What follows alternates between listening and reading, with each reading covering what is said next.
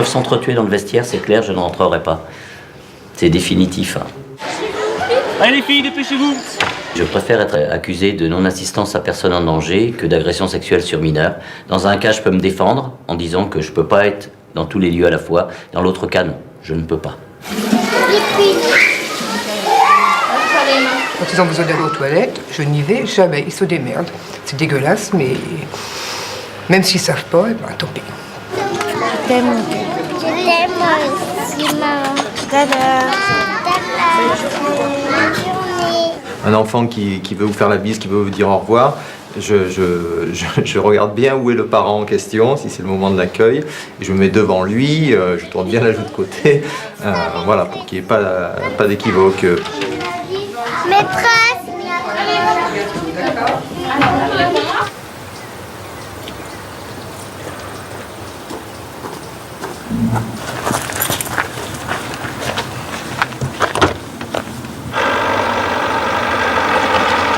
J'ai été accusé d'agression sexuelle sur mineur, donc par une parole d'enfant qui disait que j'étais allé la retrouver dans les toilettes et que je lui avais touché exactement, elle disait, il m'a touché le pipi et le cucu.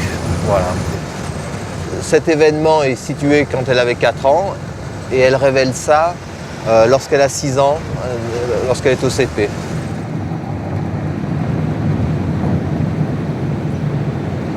C'est pas en tout cas à elle que j'en veux ou que j'ai pu en vouloir, quoi. Ça sera davantage à toutes les personnes qui ont été en charge de recueillir sa parole et puis d'essayer d'en démêler les fils. Mais elle est bien sûr elle est victime, quoi, hein, victime certainement d'un problème qu'elle a pu rencontrer. Ou bon, d'accord, j'ai été mis hors de cause par un rendu de justice, mais 2 ans de mise en examen, ben c'est 2 ans à y penser tous les jours en fait. Non, c'est très très mauvaise parenthèse dans ma vie.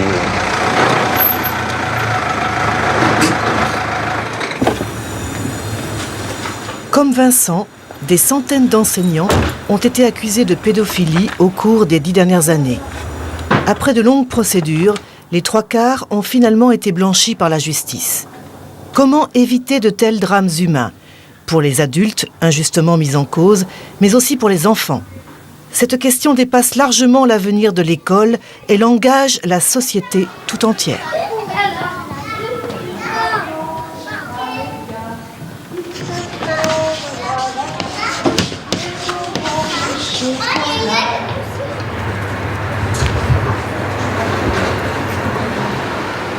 Pour comprendre ce qui est arrivé à Vincent, il faut replonger dans l'histoire des agressions sexuelles. Et il n'est pas de meilleur témoin que Marceline Gabel, qui a dédié sa vie à la protection de l'enfance. C'est elle qui a organisé en 1986 la première campagne de prévention des abus sexuels envers et contre tous. Il faut quand même se souvenir que les violences sexuelles faites aux enfants ont fait l'objet d'un déni très long en France et que ce n'est qu'au cours des années 80 que ça a été mis sur la place publique et professionnelle. Je rappelle à cette époque, 1984, c'est pas le Moyen-Âge, c'est 20 ans. Le dossier technique qui a été envoyé à la totalité des professionnels et qui s'appelait 50 000 enfants sont maltraités, avait 3 lignes à la fin et qui disait il existe aussi une autre forme de mauvais traitement qu'aux États-Unis on appelle les abus sexuels. 84. En 1984, Marceline Gabel participe au Congrès mondial de l'enfance maltraitée à Montréal. Une révélation. Elle y découvre Mon corps, c'est mon corps, un film de prévention des violences sexuelles utilisé alors dans toute l'Amérique du Nord. Elle rapporte une copie dans ses bagages et se bat pour qu'il soit diffusé en France. Les enfants victimes d'abus sexuels sont beaucoup plus nombreux qu'on ne le soupçonne ou qu'on ne voudrait bien le croire. On estime qu'une fille sur 3 et qu'un garçon sur 5 seront victimes d'abus sexuels avant d'avoir atteint l'âge de 18 ans. Il y avait beaucoup de Français, dont une grosse délégation du ministère, qui sont revenus estomaqués en disant « mais ces Américains sont des obsédés sexuels, enfin il n'y a que ça ». À ce moment-là, moi, j'ai demandé à ce qu'on entreprenne tout de suite une campagne pour alerter là-dessus. Et on m'a dit, mais vous allez d'abord expérimenter les choses pendant 2 ans dans 2 départements. Vous imaginez les précautions qui ont été prises, la peur de déclencher une psychose sociale sur le sujet. Nous avons été très alimentés par toutes les réflexions et tous les travaux québécois. Au Québec, le silence sur les violences sexuelles a été levé 15 ans avant la France. Les premières études ont été publiées au début des années 1970 par le psychologue Hubert van Gisgem, l'un des plus grands spécialistes de l'inceste. J'ai commencé à faire la psychanalyse de groupe avec des jeunes filles délinquantes.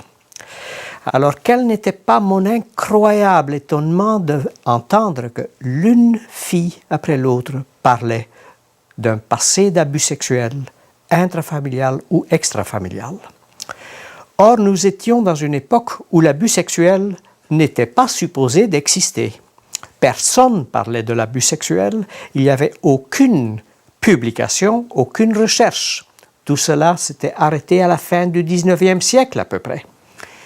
Le couvercle a été levé grâce à une poussée du féminisme. C'était une première et ça a amené une indignation dans beaucoup de milieux, vous savez. La population, presque dans son ensemble, est entrée dans une forme de psychose collective et est entrée dans un genre d'acharnement détecteur. Il fallait absolument trouver tous ces enfants qui étaient abusés sexuellement mais qui ne parlaient pas. Nous avons eu une avalanche d'accusations, effectivement, et une augmentation exponentielle des dévoilements. Et on a commencé à se dire, est-ce que tous ces dévoilements sont bel et bien basés sur des faits réellement vécus? D'autant plus qu'un bon nombre de ces dévoilements mettaient en scène des individus et des situations qui n'étaient plus crédibles. Dans les années 1980, une série de désastres judiciaires défraie la chronique nord-américaine. Les affaires sont délirantes. Elles concernent des écoles primaires ou des jardins d'enfants. When 7 teachers were arrested 5 years ago on charges of molesting more than 300 children at the McMartin preschool, the entire nation was shocked. 9 of the alleged young victims have testified they were raped, sodomized, or taken to satanic rituals by Bucky. Finalement, Bucky et ses collègues ont été blanchis après avoir passé plusieurs années en prison. I'm glad it's over.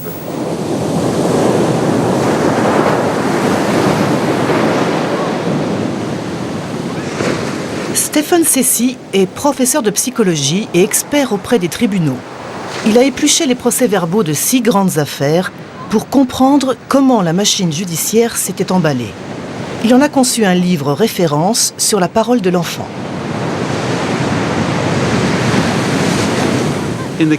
Dans les affaires présentées dans notre livre, nous savions que certaines choses ne pouvaient pas avoir eu lieu.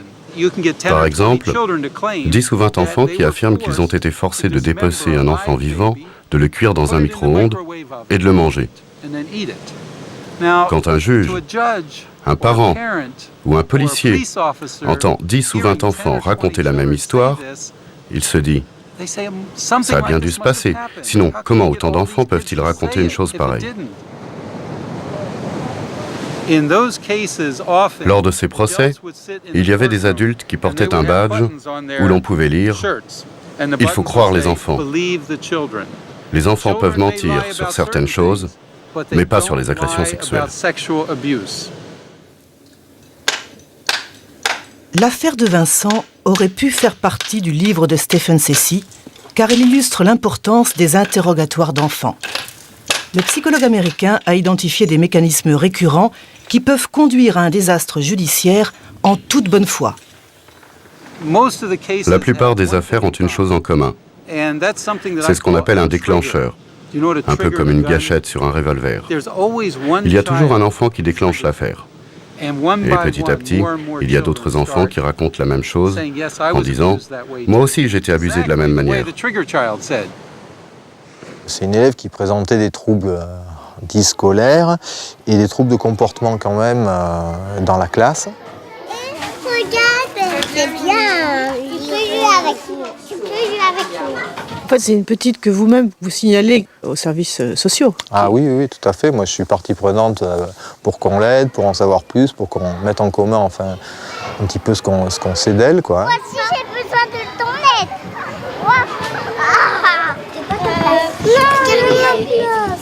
Les assistantes sociales sont rentrées en contact à ce moment-là, jusqu'à ce que, environ 6 mois plus tard, là, je me retrouve accusé, en fait, moi, d'avoir agressé la gamine, quoi.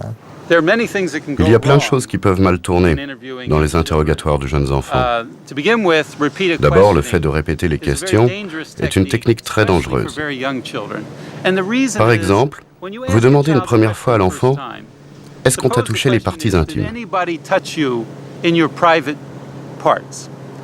L'enfant répond « Non, ça ne m'est jamais arrivé. » Alors vous dites « Je vais te reposer la question.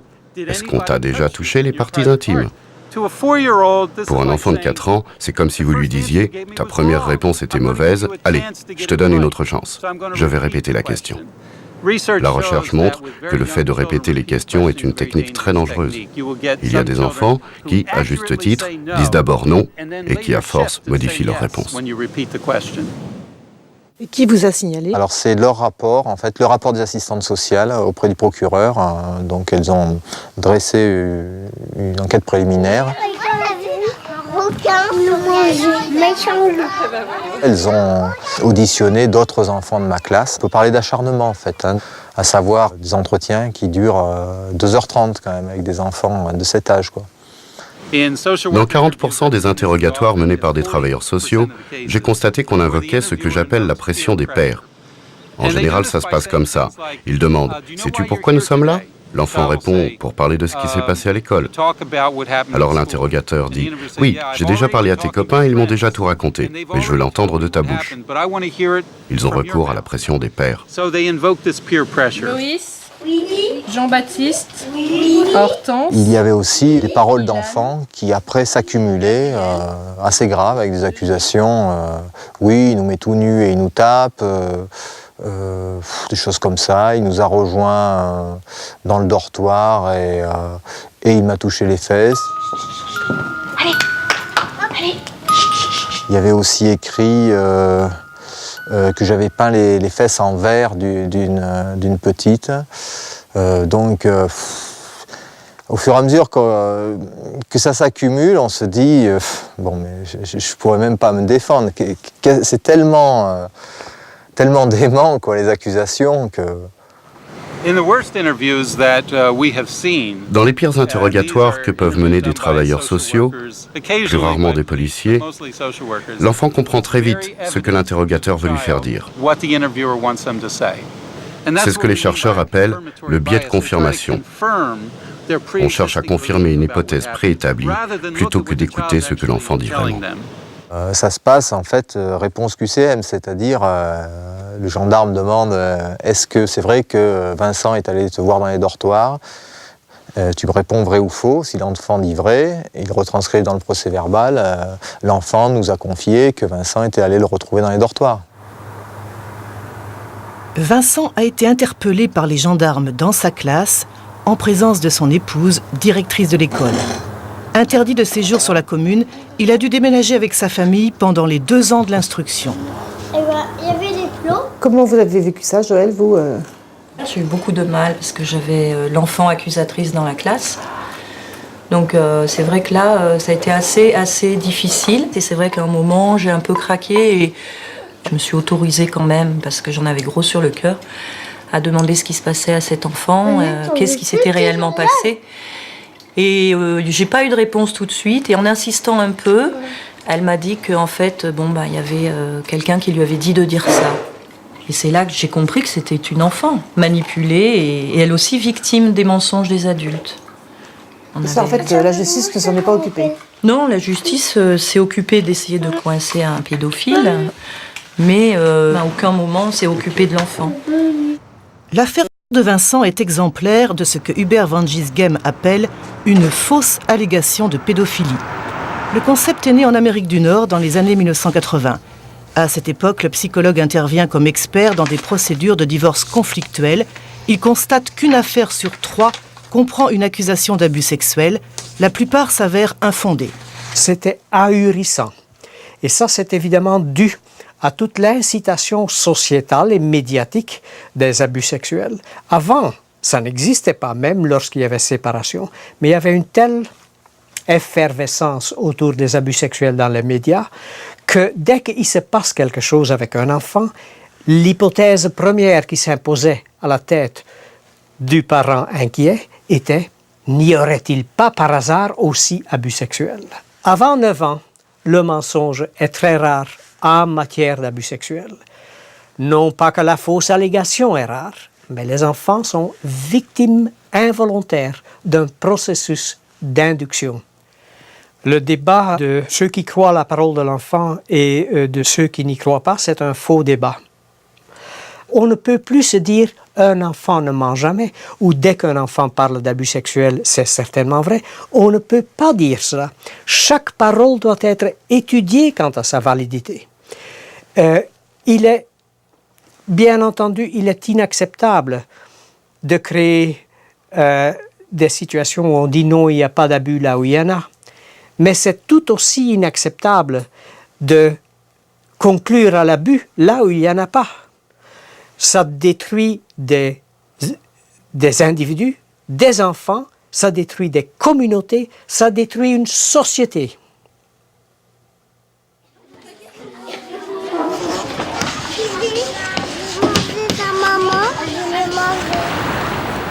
C'est pour éviter des drames dévastateurs que les scientifiques nord-américains ont multiplié les recherches sur la suggestibilité de l'enfant. Nous pouvons donner aux interrogateurs des conseils pratiques.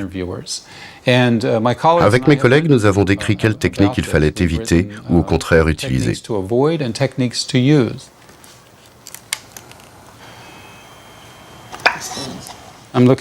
Voici par exemple une expérience que nous avons appelée Sam Stone. Tu te souviens de la visite de Sam Stone dans ta classe? Oui. Je n'y étais pas et je voudrais savoir ce qui s'est passé ce jour-là. Bon, il a lu ce livre. Nous avions 176 enfants âgés de 3 à 6 ans. Il y avait un groupe contrôle. Les enfants étaient assis en cercle et la maîtresse leur lisait une histoire. C'est alors qu'un homme entre dans la classe. Je suis caché derrière le buisson. La maîtresse dit « Voici mon ami Sam Stone ». Sam Stone salue les enfants, aperçoit le livre qu'ils sont en train de lire et dit « Ah, c'était mon livre préféré à votre âge ». Et puis il s'en va. Ensuite, les enfants sont interrogés 4 fois en 8 semaines. Un mois plus tard, une nouvelle personne les interroge. Peux-tu me dire ce qui s'est passé? Oui, il a fait un petit tour. Il a fait un petit tour? Et après?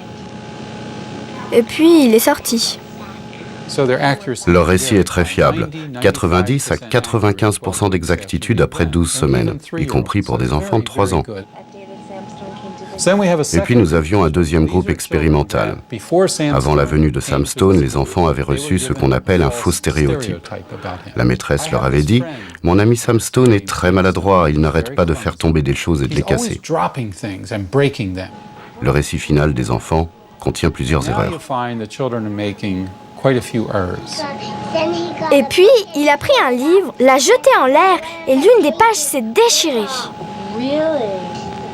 Le troisième groupe expérimental n'a pas reçu ce faux stéréotype, mais quelque chose de pire, des suggestions répétées. Et est-ce qu'il a fait quelque chose d'autre? Non. Il n'a rien fait avec un ours? Il a renversé de la glace au chocolat sur l'ourson.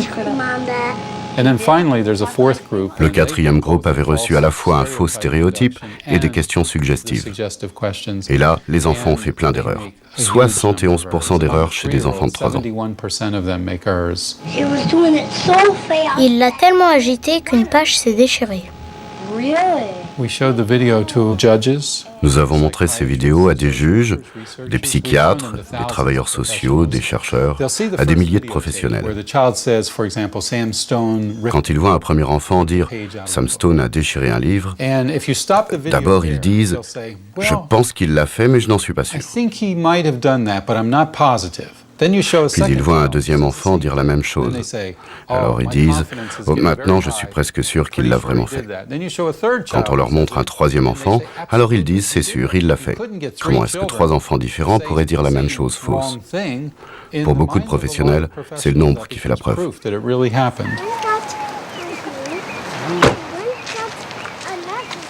Le travail de Steve est important parce qu'il apporte de la science dans quelque chose d'éminemment émotionnel. Quand on est parent et qu'on entend qu'un enfant a probablement été abusé sexuellement, la première réaction c'est « Oh mon Dieu, c'est horrible. Celui qui a fait ça doit aller en prison pour toujours. » Si la personne est coupable, je suis d'accord pour qu'on l'enferme à jamais. Mais d'un autre côté, je ne supporte pas l'idée d'envoyer un innocent en prison qui a été accusé injustement par un enfant qui a inventé une histoire, ce que mes propres enfants font tous les jours. Tu es allée à l'hôpital parce que ton doigt a été pris dans une tapette à souris? Oui. C'est ça qui s'est passé? Oui, oui. Qu'est-ce que ça t'a fait? C'était dur. Nous avons conçu un grand nombre d'expériences pour tester ce que nous appelons les fausses croyances. Nous préférons le terme « fausse croyance » à « mensonge » parce que les enfants ont fini par croire ce qu'ils racontent. Qu'est-ce qu'ils ont fait quand tu es arrivée à l'hôpital? Ils m'ont bandé sur ce doigt-là. C'était sur celui-là. Ce petit garçon, la première fois que nous l'avons interrogé, nous a dit qu'il n'avait pas de tapette à souris chez lui et qu'il n'était jamais allé à l'hôpital. Ici, nous voyons son 11e interrogatoire. Nous lui avons demandé chaque semaine, pendant 11 semaines, s'il avait déjà eu son doigt pris dans une tapette à souris. Et à la fin, il a développé une histoire très élaborée. J'étais en train de jouer. Et ensuite? Je suis descendue voir mon papa pour lui dire que j'avais faim. Et là, mon doigt s'est pris dans la tapette à souris. Et comment ça s'est passé? Mon frère m'a poussé. Ah, ton frère était là. Quand ses parents lui ont dit que rien de tout cela ne s'était passé, il s'est opposé à eux. Ce qui est très intéressant, c'est que nous ne lui avons jamais rien suggéré. Nous nous sommes contentés de répéter « Réfléchis bien ».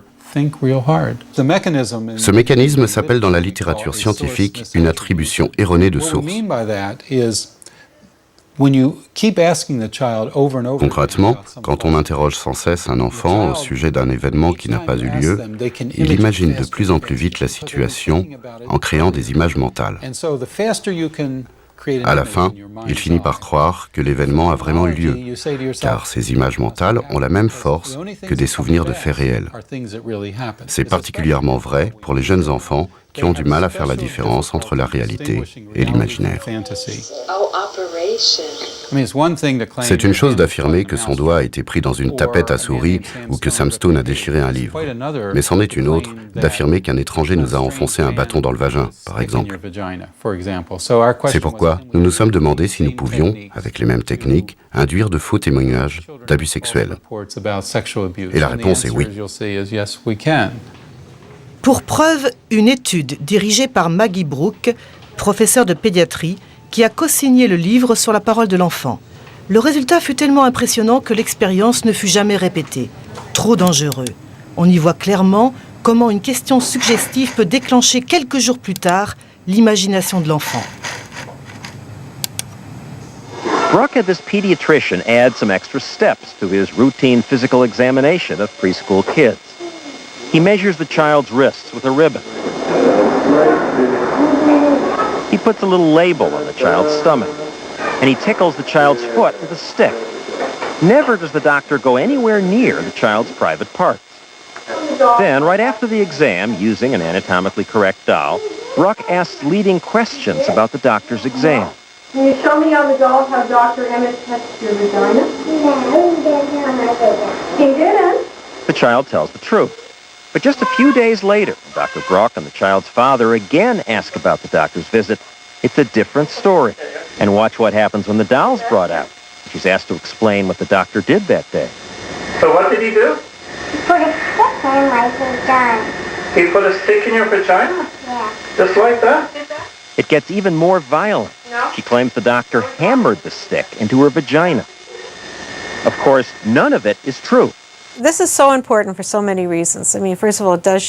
Cette expérience est très importante pour plusieurs raisons. D'abord, ça prouve qu'il est possible d'obtenir ce genre de résultats avec une petite fille intelligente et créative. De plus, ça montre qu'il est important de filmer les interrogatoires d'enfants.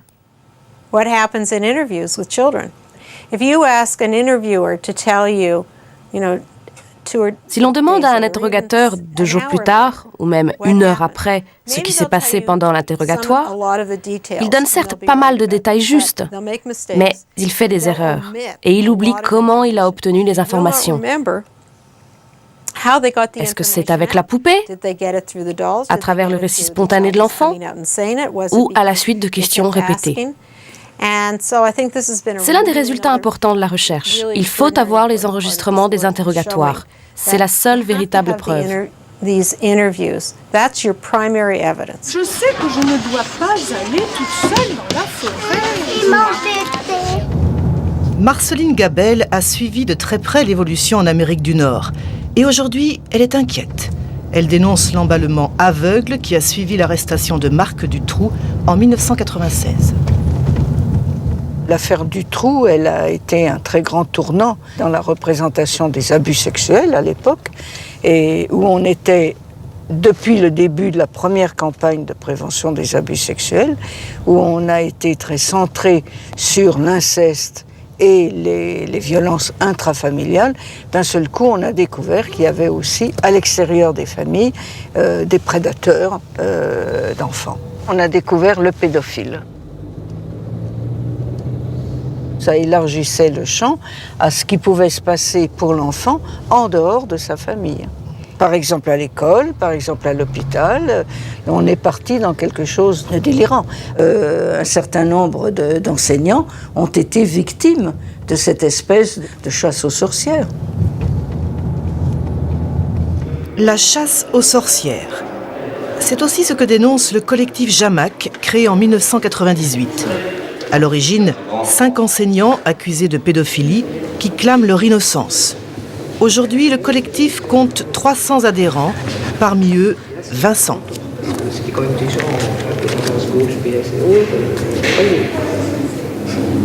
Jamac organise une table ronde pour dresser un bilan du désastre d'Outreau, où 14 personnes furent accusées de pédophilie avant d'être innocentées en 2005. Marceline Gabel a accepté d'y participer.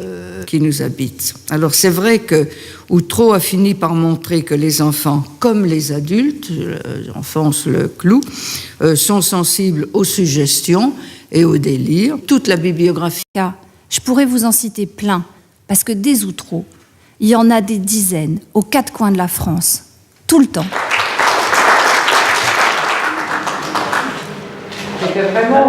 Depuis 9 ans, Jamac se bat pour la révision d'une circulaire de l'Éducation nationale signée par Ségolène Royal. Intitulé « Instruction sur les violences sexuelles », ce texte visait à briser le déni qui pesait alors dans l'institution. Pour Jamac, il ne s'agit pas de remettre en cause cet objectif, mais d'affiner les procédures de signalement. Alors, Ségolène Royal, vous êtes donc chargée des affaires de l'enseignement scolaire. Dans ces affaires de pédophilie, on a de plus en plus de proviseurs, d'inspecteurs d'académie qui se demandent bien quelle doit être leur conduite. Les règles sont très simples. Tout fonctionnaire qui, dans l'exercice de ses fonctions, a connaissance d'un crime ou d'un délit commis sur quiconque et a fortiori sur un enfant, doit signaler ce cas au procureur de la République. Alors, il faut être bien clair. Chaque fois qu'un enfant fait état de ses vices, chaque fois que les faits sont avérés, c'est le procureur de la République tout de suite. Dans cette circulaire, on assimile parole d'enfant à fait avéré. Et pour le fonctionnement de la justice, ça n'est pas acceptable. Nous, ce que l'on propose, ce que l'on met en avant, c'est la nécessité, dès qu'il y a parole d'enfant, que cette parole d'enfant soit remise entre les mains de spécialistes. S'il y a nécessité d'aller en justice, allons en justice.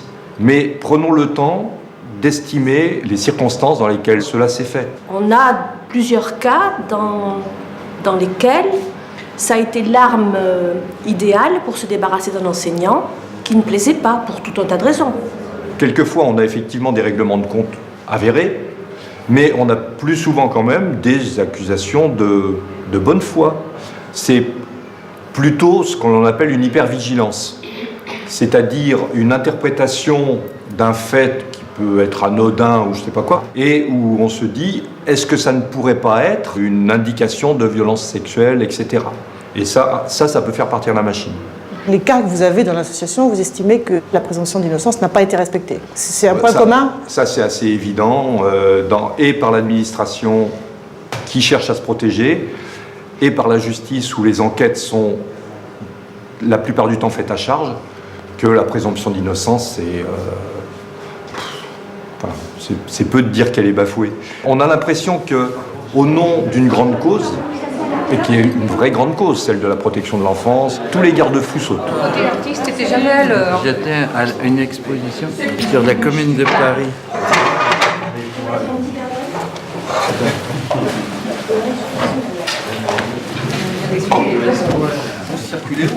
Dans un certain nombre d'affaires de Jamac, se pose le problème de l'interprétation de gestes.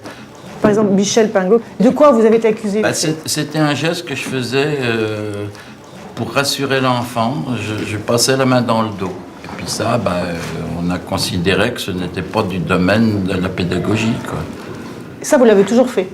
Je l'ai toujours fait, ouais. Et vous l'avez d'ailleurs reconnu quand on vous a... Oui, bien sûr. Moi, c'était un petit peu différent, mais c'était un règlement de compte de la part d'élèves à l'égard desquels j'avais été obligé de prendre des sanctions. Et donc, pour se venger, elles m'ont accusé de profiter des cours d'éducation physique et de gymnastique en particulier pour leur mettre la main sur les seins, sur les fesses. Et elles m'accusaient également d'avoir pour trajet quotidien le vestiaire des filles quand elles prenaient leur douche. Je les ai accusés de dénonciation calomnieuse et ils ont été sanctionnés. J'ai obtenu gain de cause. C'est rare, Benoît, ce genre d'avoir obtenu une condamnation des... C'est très rare. Les seuls cas que l'on connaît sont à peu près ceux d'Olivier et de Bruno. Quand on porte en justice la question de la dénonciation calomnieuse, c'est quelque chose qui s'enlise. La plupart du temps, sur le thème, les gens qui ont accusé étaient de bonne foi. Et vous, Vincent, vous n'avez pas envisagé de porter plainte en dénonciation calomnieuse ? Moi, le problème, c'est que la parole accusatrice de l'enfant était relayée par l'assistante sociale. Et comme c'est une parole institutionnelle, l'avocat m'a dit que ça allait être très très difficile de gagner parce qu'elle serait soutenue par le procureur. Si on ne gagne pas, c'est pire. Parce que finalement, n'importe qui peut dire n'importe quoi et il ne risque pas grand-chose. C'est un peu l'effet que ça fait. Ouais.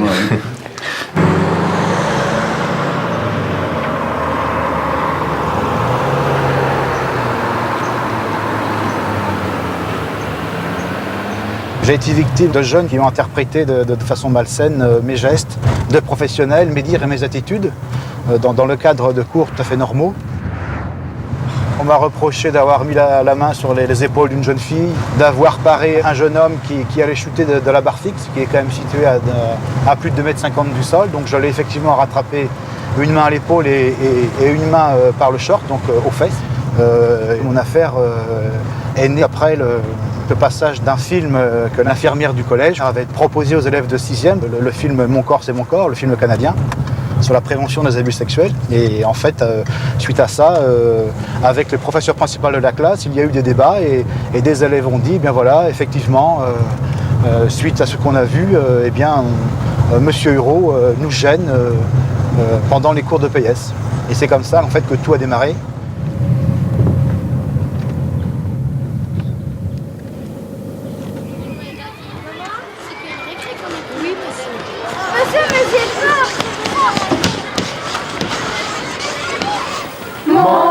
C'est mon corps, ce n'est pas le tien. Tu as mon corps, à toi laisse-moi le mien.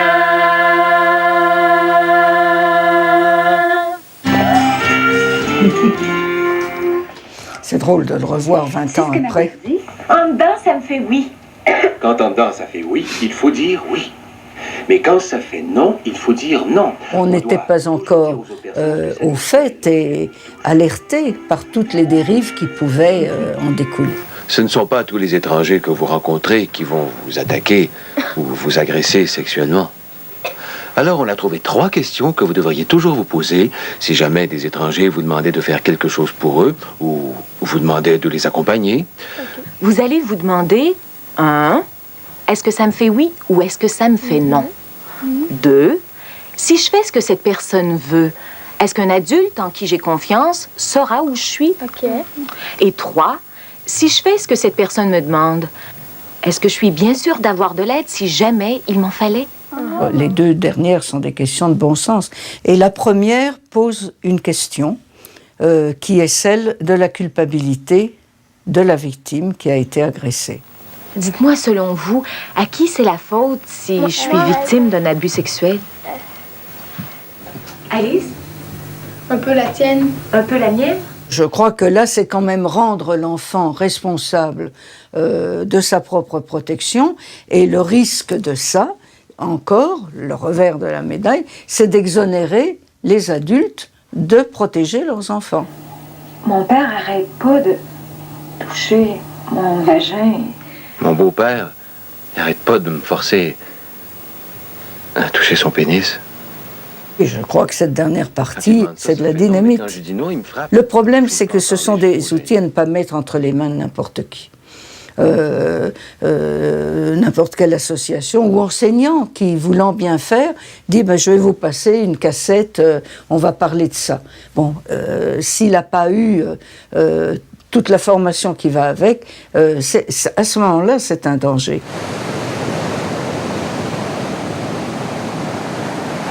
Avant d'obtenir un non-lieu, Charles a été suspendu de ses fonctions pendant plus d'1 an et il a pris 40 kilos. 8 ans plus tard, le tribunal administratif a condamné l'Éducation nationale à lui verser des dommages et intérêts pour le préjudice subi. J'ai choisi ce métier par passion et jamais je n'aurais imaginé qu'il puisse m'arriver telle aventure. C'est vrai que depuis l'affaire du trou, on sentait qu'il y a un climat de plus en plus pesant, de plus en plus lourd arrivait dans la communauté éducative. Je pense que dans cette ambiance de chasse aux sorcières, l'infirmière du collège en fait a monté un dossier. Elle a voulu découvrir dans le collège un pédophile. Je pense qu'elle a fait du zèle et qu'elle s'est appuyée sur un film de prévention et que peut-être elle ne maîtrisait pas elle-même ce support-là et qu'en fait les enfants après se sont libérés sans garde-fou. Et en fait ce film a porté, je pense, aussi beaucoup de préjudice. Ça a introduit le soupçon et j'ai bien conscience que dans ce genre d'institution, le soupçon se porte à vie et que j'ai une épée de Damoclès au-dessus de la tête. Imaginez-vous si de nouveau je suis accusé de ce genre de choses, je ne sais pas comment je pourrais m'en sortir.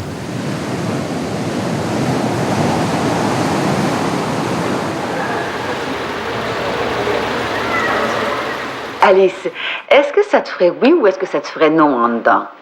Faut-il prévenir les enfants? C'est le titre d'un dossier publié par un groupe de psychologues français et belges. Il analyse les supports de prévention utilisés dans les écoles primaires, comme Ça dérape, un film français réalisé en 1992 qui s'est largement inspiré de Mon corps, c'est mon corps.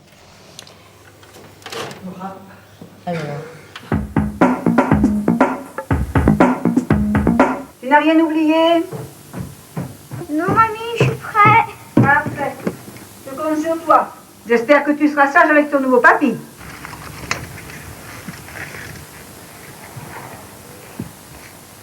On laisse les vélos ici et on continue à pied.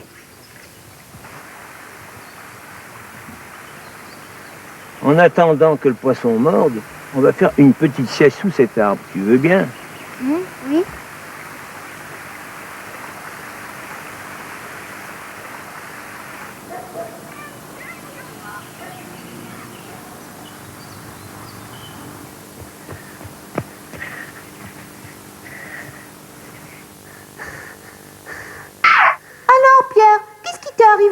Tu as l'air tout malheureux.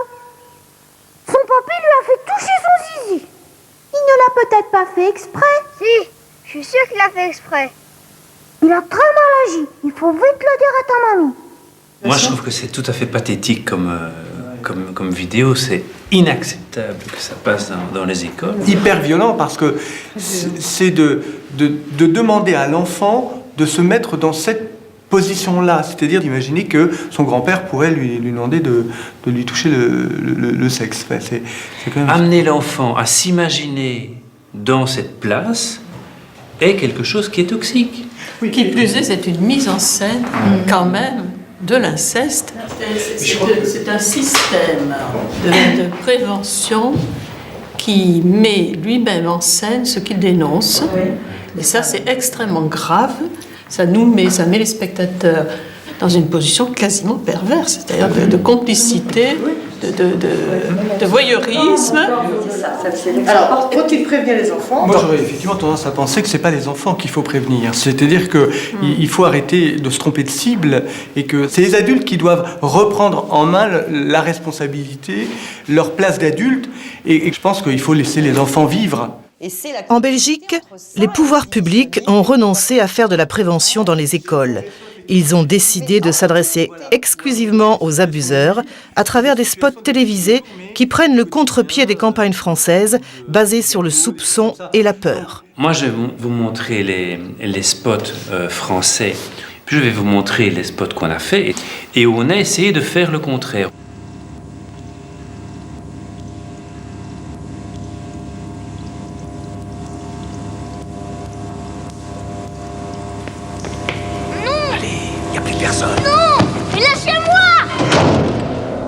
Maltraitance et violences sexuelles sur mineurs. Se taire, c'est laisser faire. Appelez le 119 ou contactez la police ou la gendarmerie. Au début, je ne me rendais pas compte de ce que je faisais. Ma fille aînée, quand j'ai réalisé les actes que j'avais faits, c'est horrible. Je voulais en parler, mais à qui? Je ne connaissais pas de psychologue. Si j'avais été aidé à cette époque-là, je n'aurais jamais été aussi loin. Je dis qu'il faut parler. Il faut en parler. Prenons le temps de vivre ensemble.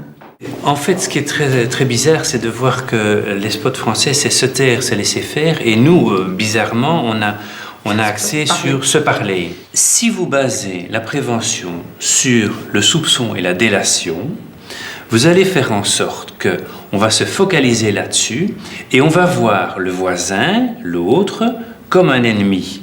Alors, à partir du moment où on sait que 95% des abus se passent dans les familles, eh bien on se dit que avant tout c'est des gens qu'il faut aider parce que c'est des situations familiales, c'est pas des extérieurs. Bien avant la Belgique, le Canada a aussi dénoncé les effets pervers de la prévention qui peut provoquer de fausses allégations de pédophilie. De nombreuses études ont évalué l'impact des programmes de prévention sur les enfants et le résultat est sans appel. Le fait est que nous ne savons pas ce que cela fait à long terme. Nous savons ce que ça fait à court terme. Ça inquiète les enfants et ça brise leur confiance, pourtant essentielle, qu'ils peuvent avoir dans l'adulte. On leur demande, mais toi, penses-tu que ton propre papa pourrait te faire des choses comme ça? Au-delà de 80% des enfants disent, oui, je l'ai appris, oui, mon papa, il pourrait me faire des choses comme ça, il faut que je fasse attention. Mais c'est une destruction pure et simple de la fonction paternelle. C'est horrible d'infliger une telle chose à nos enfants. Je ne pense pas qu'il faut renoncer à la prévention dans les écoles, mais plutôt que de cibler les éventuelles ou les potentielles victimes, pourquoi pas cibler les potentiels ou éventuels abuseurs? Vous savez, à peu près 30 ou 40% de tous les abus sexuels sont perpétrés par des jeunes adolescents. Nous les avons dans nos classes. Pourquoi pas les capter et les entrer dans des programmes de prévention en matière d'abus sexuels? Je crois que ce serait beaucoup plus productif. Et en plus, on laisserait les enfants être enfants.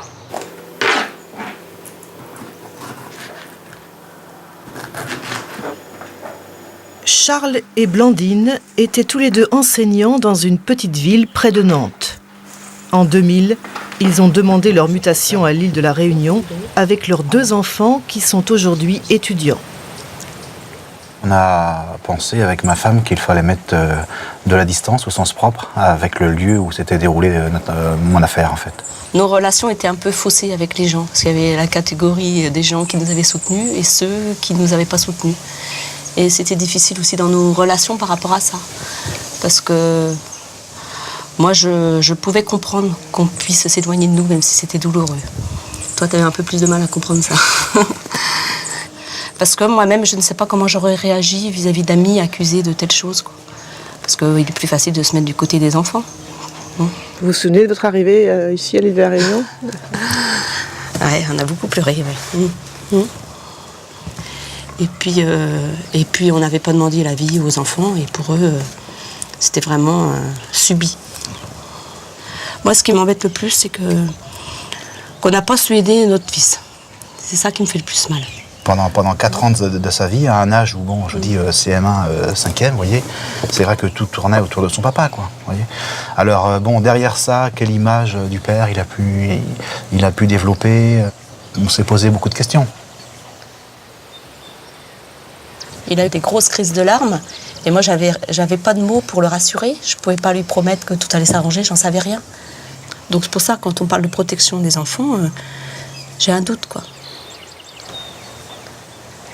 Parfois, les personnes qui abusent des enfants ne sont pas forcément celles désignées de prime abord. Parce que moi, j'estime effectivement que les enfants à qui on a tiré les vers du nez, si vous voulez, pour porter des accusations contre moi, sont aussi des victimes, et aujourd'hui, elles sont adultes. Peut-être qu'elles portent toujours ce poids-là encore sur leur dos. Certains des enfants qui étaient mêlés au grand procès de la fin des années 80 sont aujourd'hui des adultes de 20 ou 30 ans. Il arrive qu'ils parlent à la télévision. Ils pleurent et, très émus, disent « Personne ne nous a cru alors qu'on a été abusés ». Et pourtant, manifestement, toutes les preuves indiquent qu'ils n'ont pas été abusés.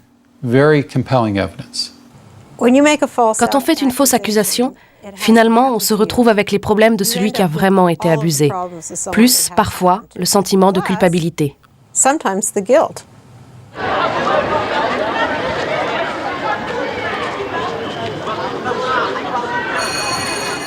Le jour de la rentrée, quand j'ai vu les 30 jeunes arriver vers moi pour les emmener au gymnase, j'ai eu une montée d'adrénaline en fait, et j'ai eu une boule qui est arrivée au plexus, ça m'a complètement bloqué, j'ai été pétrifié. J'avais peur d'avoir un contact physique avec eux et de poser mes mains sur leur corps, quoi.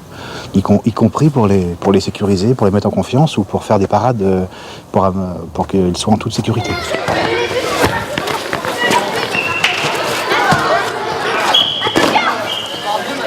Il y a plein de sports qu'on ne peut plus faire, en fait. Tous les sports de préhension, tous les sports où il y a des contacts, déjà entre élèves ou entre professeurs et élèves, donc la lutte, le judo, le rugby, tous ces sports-là, on ne les fait plus. Par exemple, les gestes qui touchent à la lutte, notamment là, si je demande à mon ami Laurent de venir, si on fait ce qu'on appelle en lutte un contrôle bras-tête, donc je vais lui mettre ma main sur le cou, donc là je vais lui demander l'autorisation de mettre la main sur le cou. Vous voyez ? J'attends sa réponse, s'il ne me répond pas, je ne le fais pas. Oui. Voilà. Si j'essaie d'avoir une action-réaction, je vais le tirer, je vais l'amener contre moi. Oui. Si je n'ai pas l'autorisation de l'élève, ça je ne le fais pas, je ne le fais plus. Ah, vous l'avez fait pendant des années? Pendant une vingtaine d'années, oui, sans problème. Sans penser à rien? Non, sans penser à rien, et sans que les élèves y voient quelque chose de répréhensible. Oui. C'est un peu fou, non? C'est complètement fou, oui. Ah oui. Surtout, c'est-à-dire que ça remet en cause quand même, si vous voulez, la pédagogie d'un professeur d'éducation physique.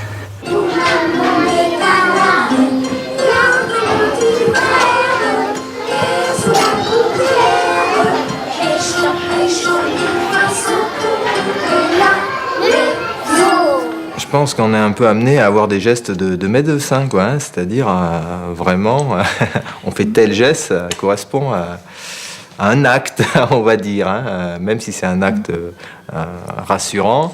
Voilà, il faut qu'il soit bien identifiable. Ouais, je pense que c'est un acte, en fait. Hein. Par rapport à mes collègues hommes, c'est vrai que je leur demande effectivement d'envoyer les dames de service, les ATSEM, pour tout ce qui est soins à l'enfant. Je veux dire, c'est elles qui vont y aller prioritairement. Eux n'ont pas à y aller. Forcément, j'ai une relation qui est beaucoup moins proche, beaucoup moins affective avec les enfants. J'ai mis une barrière pour, on va dire, me préserver de tout incident comme a pu le vivre Vincent. Je me préserve bien de tout passage aux toilettes, par exemple. Concrètement, je ne prends plus d'enfants sur mes genoux, je ne fais plus de gestes affectueux pour effectivement éloigner tout contact qui pourrait entraîner des sous-entendus. Il faut essayer de se protéger quelque part, c'est éviter les quiproquos, éviter effectivement un malentendu, soit de la part de l'enfant, soit de la part des parents. On est dans l'ère du soupçon. Et nous, le problème, c'est que tout en faisant notre métier, on doit tenir compte maintenant de ça. Et donc notre métier en est forcément affecté. Ça fait partie des risques du métier, effectivement, pour moi, quoi.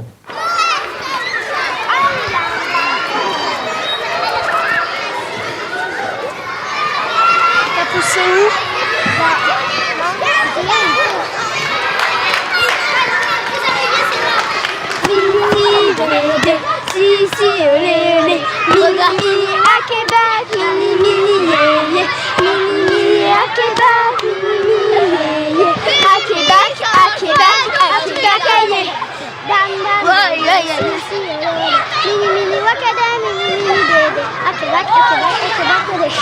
J'ai perdu, t'as gagné.